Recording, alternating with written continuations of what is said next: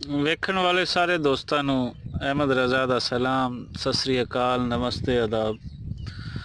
ਦੋਸਤੋ ਅੱਜ ਮੈਂ ਤੁਹਾਨੂੰ ਪਿਓਰ ਪੇਂਡੂ ਲਾਈਫ, ਦਿਹਾਤੀ ਜ਼ਿੰਦਗੀ ਉਹਦੀ ਇੱਕ ਝਲਕ ਦਿਖਾਵਾਂਗਾ।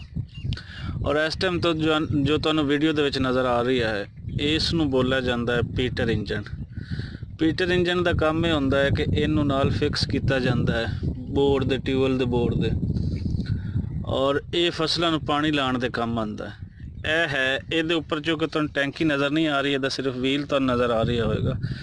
ਔਰ ਉਹਦੀ ਟੈਂਕੀ ਵਾਸਤੇ ਜੋ ਬਣਾਇਆ ਗਿਆ ਹੈ ਉਹ ਕੈਨ ਰੱਖ ਦਿੱਤੀ ਗਈ ਹੈ। ਇੱਥੋਂ ਇਸ ਨੂੰ ਡੀਜ਼ਲ ਦੀ ਸਪਲਾਈ ਹੁੰਦੀ ਹੈ। ਅੱਗੇ ਮੈਂ ਦੱਸਦਾ ਜਾਵਾਂ ਕਿ ਇਹਦੇ ਨਾਲ ਪਟਾ ਫਿਕਸ ਹੁੰਦਾ ਹੈ ਜੋ ਉਸ 'ਤੇ ਪੁਲੀ ਨੂੰ, ਬੋਰ ਦੀ ਨੂੰ ਕਨੈਕਟ ਕਰਦਾ ਹੈ। ਉੱਪਰ ਜਿਹੜੀ ਤੁਹਾਨੂੰ ਨਾਲ ਨਜ਼ਰ ਆ ਰਹੀ ਹੈ, ਇਸ ਨੂੰ ਡਰਾਈਵਰੀ ਵੀ ਬੋਲਦੇ ਨੇ, ਨਾਲ ਵੀ ਬੋਲਦੇ ਨੇ। ਔਰ ਇਸ ਦੇ ਥੱਲੇ ਜਿੱਥੋਂ ਇਹ ਪਟਾ ਕਨੈਕਟ ਹੋਏਗਾ, ਇਸ ਨੂੰ ਉਹਦਾ ਪੱਖਾ ਬੋਲਿਆ ਜਾਂਦਾ। ਪੱਖੇ ਦੇ ਨਾਲ ਉਹਦੀ ਪੁਲੀ ਹੈ ਔਰ ਇਹ ਡਰਾਈਵਰੀ ਹੈ, ਇਹਦੇ ਥਰੂ ਪਾਣੀ ਅੱਗੇ ਆਉਂਦਾ ਹੈ। ਮਜ਼ੀਦ ਨੌਜਵਾਨ ਆ ਰਹੇ ਨੇ, ਇਹਨਾਂ ਨੇ ਪੀਟਰ ਚਲਾਉਣਾ ਹੈ ਅਤੇ ਮੈਂ ਤੁਹਾਨੂੰ ਉਹ ਦਿਖਾਉਂਦਾ ਹਾਂ ਕਿ ਇਹਦਾ ਅਗਲਾ ਕੀ ਪ੍ਰੋਸੈਸ ਹੁੰਦਾ ਹੈ।